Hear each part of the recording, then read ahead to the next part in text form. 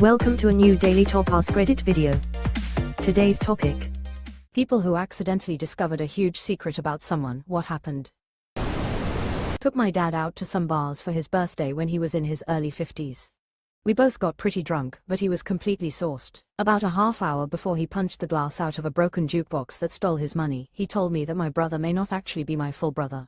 When my mom and dad met in the military, my mom had a boyfriend. He was a piece of shit and abused her, but she was away from him when she got stationed in Germany for a while. Her and my dad hit it off pretty quickly and found out she was pregnant pretty early on. They were never quite sure whether she was already pregnant or if she got pregnant while in Germany. I asked my dad why they never got any tests done to find out, and he said, "I don't care what any fucking test says, that's my son." I really respected him for that and chose not to press any further. The only other thing he really said about it was not to tell my brother, which I haven't and never will. To be honest, I'm a bit curious, and it would explain a lot since he and I look nothing alike, but knowing wouldn't change anything about the way I feel about him, so I don't really care either. I don't even know if my dad remembers telling me about it.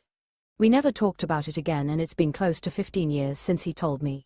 I'm taking that shit to my grave. Never going to bring it up again with my dad, and never going to even mention it to my mom or my brother. You definitely lifted a weight off his shoulders by letting him go off. Well done. There is a lot in that line about your dad. Many would be caught up in the biology, but it patently chose not to matter to him that he had long resolved. The reason why he never treated your brother any differently and why you two have preserved his trust over the last many years speaks volumes about you. It is not always that simple in a family, but those are the times when families realize what plays the crucial role in their existence. My ex-girlfriend's grandfather had a deathbed confession to her father that he was actually the child of when his wife had an affair with his cousin. He didn't die though, which made things really awkward. You gotta put that shit in your will, lol. Girl I knew drunkenly confessed that she is also into women, something she insists on usually keeping closed. So I didn't tell anyone because it's not my story to tell. Years later she accepted it more and confessed in a sober state, and I was like, yeah, I know, you told me a couple years ago. One of my old school friends did something similar to this. He had started to develop a bit of a drinking problem in his late 20s, and on at least 2 occasions while I've been present he had come out as gay to us, his circle of close friends. Obviously no one felt any differently about him, and by the time he sorted himself out and he came out while sober, we all had a bit of a laugh about how he'd told us several times before.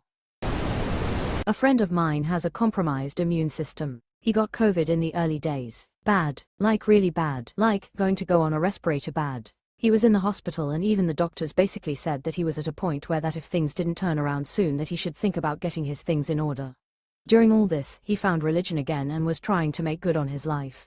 One of the things he did was FaceTime his girlfriend, who wasn't allowed in the hospital, and wanted to be honest and die with a clear conscience. He had cheated on her and he didn't want to die without her knowing. Anyway, he made a complete full recovery within a few days after that. I think the key takeaway from this is that if you are about to die you should do something terrible first. That way karma keeps you around out of spite. This is some selfish bullshit. He didn't do it for her, he did it for himself. What an asshole. Yeah, I might die, so I want to tell you something awful I did to you, and in the process hurt you badly, so that I can die with a clear conscience. I hope she broke up with him. Worked a corporate job and I was high up in the ladder, got close to the owner and his family, and he had an adult special needs son. After a while the owner moved out of state and I rented his house. His special needs son would stop by every day asking where his dad was, and I explained to him he moved and we would just hang out and talk. Found out later that he wasn't always like this. One of the old employees told me during a company party the owner pushed his son, at that time early teens, down the stairs and had a brain injury. After that the poor kid had the mind of a 10-year-old. The son was the nicest, funniest guy, the first still know to this day.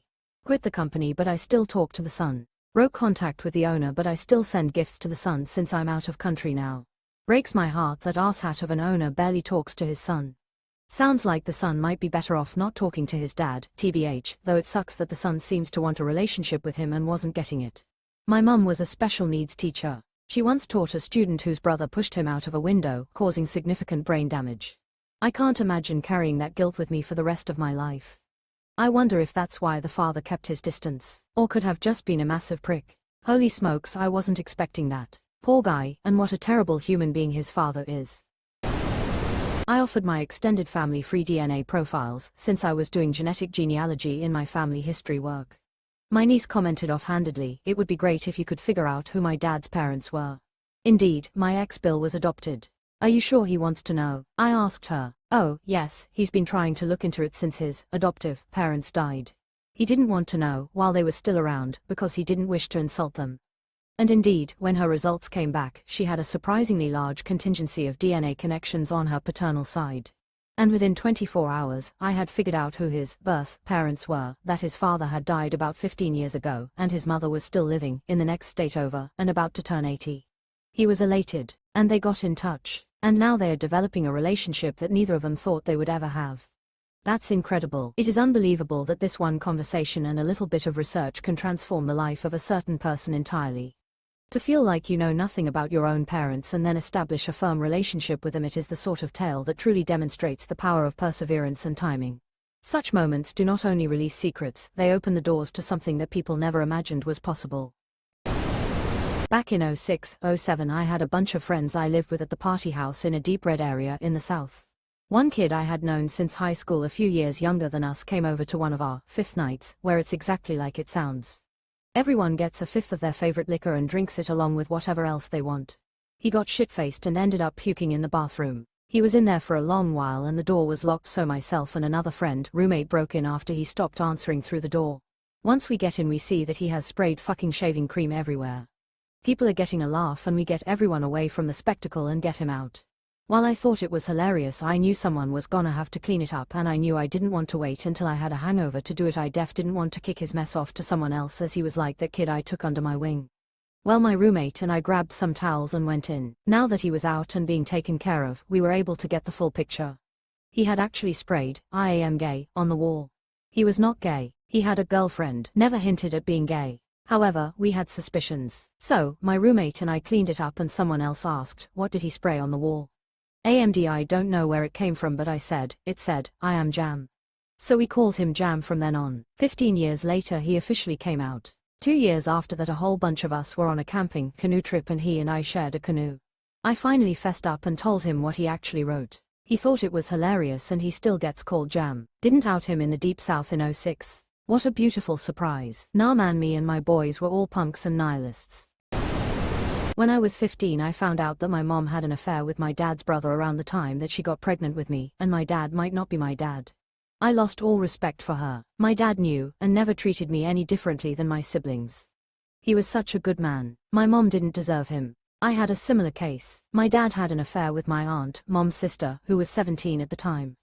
As you can imagine, it destroyed their marriage, but mom stayed 4 more years because she didn't work or had studied. As soon as she got a job she filed for divorce. Half the family knows. Crazy shit. 17, that's not an affair. My mom accidentally sent me a text meant for her affair partner. It was rough, yet she accused my dad of having an affair. Yeah mom, why was Jean hiding in your closet at our house party? Yet she accused my dad of having an affair. Being paranoid about their partner having an affair seems to be common with people who are having an affair.